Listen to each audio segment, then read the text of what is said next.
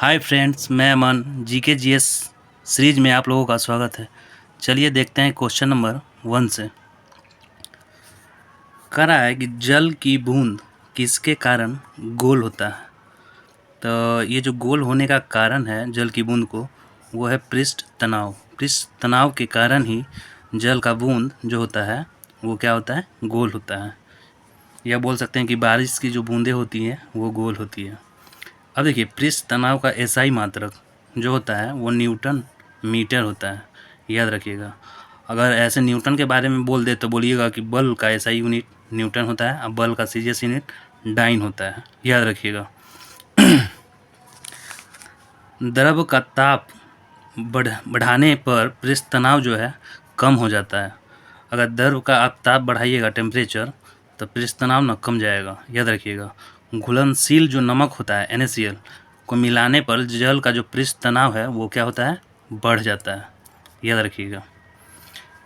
Question number 2 में चलते हैं। कह रहा है कि पंजाब केसरी के रूप में कौन जाने जाते हैं। तो पंजाब केसरी के रूप में लाला लाजपत राय को जाना जाता है, याद रखिएगा। उसी तरह से अगर बोलते हैं कि बंगाल केसरी, तो आशुतोष मुखर्जी को जाना जाता है। बिहार केसरी के रूप में डॉक्टर श्री कृष्ण सिंह को। डॉक्टर श्री कृष्ण सिंह जो थे वो बिहार के प्रथम मुख्यमंत्री भी रहे हैं, याद रखिएगा। देखिए, पंजाब केसरी के बारे में जब बोला गया है कि लाला लाजपत राय को बोला जाता है, तो लाला लाजपत राय जो थे उनकी कुछ पत्र और पत्रिकाएं हैं, देखते हैं उसको। अनहैप्पी इंडिया और the story of my deportation, याद रखिएगा। अनहैप्पी इंडिया और the story of my deportation, याद रखिएगा। क्वेश्चन नंबर 3 की ओर चलते हैं। कह रहा है कि प्रोड्यूसर गैस किसका मिश्रण है। तो ये CO और N2, कार्बन मोनोऑक्साइड और नाइट्रोजन, याद रखिएगा। उसी तरह से अगर वाटर गैस या जल गैस के बारे में बोल दे तो कार्बन मोनोऑक्साइड और H2, याद रखिएगा। क्वेश्चन नंबर 4 की ओर चलते हैं। कह रहा है कि भारत में उच्चतम न्यायालय में न्यायाधीशों की संख्या बढ़ाने का अधिकार किसके पास होता है। तो भारत की जो संसद है सिर्फ उसी के पास है सर्वोच्च न्यायालय में न्यायाधीशों की संख्या को बढ़ाने और घटाने का, याद रखिएगा। देखिए, जब उच्चतम न्यायालय आया है, यानी कि कहने का मतलब सर्वोच्च न्यायालय, तो उसका गठन संबंधी प्रावधान जो है वो अनुच्छेद 124 में दिया गया है। सर्वोच्च न्यायालय के न्यायाधीश बनने के लिए न्यूनतम आयु सीमा निर्धारित नहीं की गई है। एक बार नियुक्त होने के बाद इनके अवकाश ग्रहण करने की आयु सीमा 65 वर्ष रखी गई है। यानी कि सर्वोच्च न्यायालय के जो न्यायाधीश हैं उनकी मतलब नियुक्ति निर्धारित सीमा नहीं निर्धारित है, लेकिन अवकाश सीमा 65 वर्ष तय की गई है, याद रखिएगा।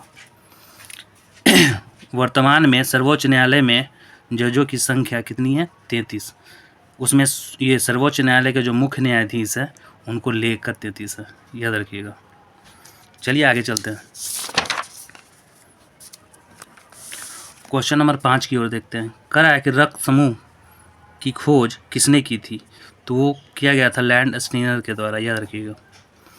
रक्त एक जो है वो तरल संयोजी उत्तक है।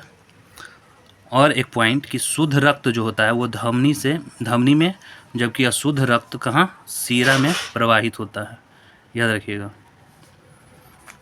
क्वेश्चन नंबर 6 को देखते हैं। कह रहा है कि 73वां संविधान संशोधन का संबंध किससे है। तो 73वां जो संविधान संशोधन है उसका संबंध पंचायती राज से है। 73वां संविधान संशोधन कब हुआ था, 1993 में। देखिए, 73वां जो संविधान संशोधन है इसके द्वारा अनुसूची 11 भाग 9 और अनुच्छेद क से 9 तक कुल 16 अनुच्छेद जोड़े गए। अनुच्छेद 243 के क से 9 तक, ऐसे करके याद रखिएगा।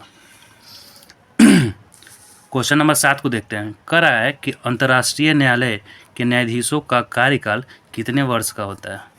तो अंतर्राष्ट्रीय जो न्यायालय है उसके न्यायाधीश का जो कार्यकाल होता है वो 9 वर्ष होता है। और स्थापना कब हुआ था, तो 3 अप्रैल 1946 ईस्वी को। देखिए, वहाँ जो न्यायाधीश होते हैं, न्यायाधीशों की जो संख्या होती है वो कितना होता है, 15।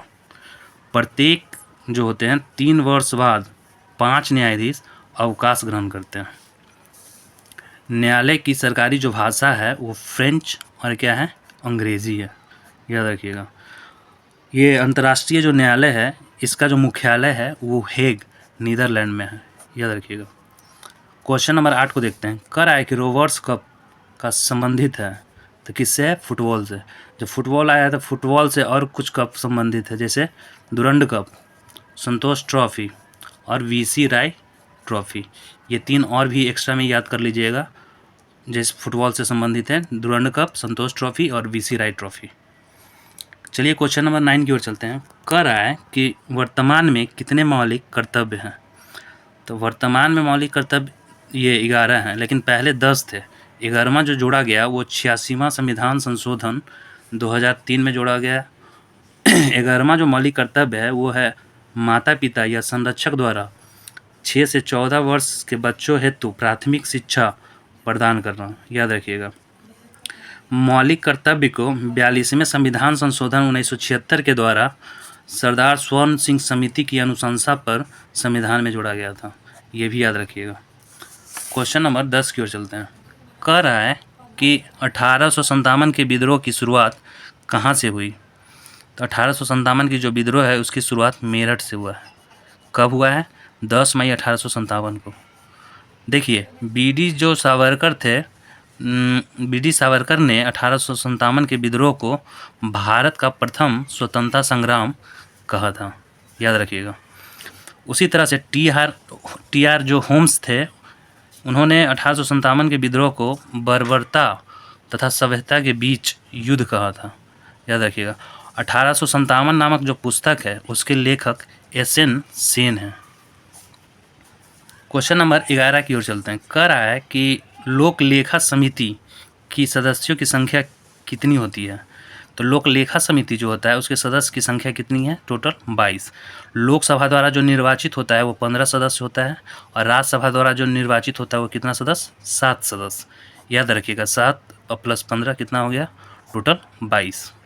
उसी तरह से प्राक्कलन समिति एक होती है। इस समिति में लोकसभा के 30 सदस्य संख्या होती है, याद रखिएगा। इसमें राज्यसभा के सदस्यों को शामिल नहीं किया जाता है। देखिए एक पॉइंट और है कि प्राक्कलन समिति की जुड़वा बहन के रूप में लोक लेखा समिति को जाना जाता है। इस पॉइंट को भी नोट कर लीजिएगा। ठीक है दोस्तों, अगर आपको ये वीडियो अच्छा लगता है तो लाइक शेयर और सब्सक्राइब करें। Thank you.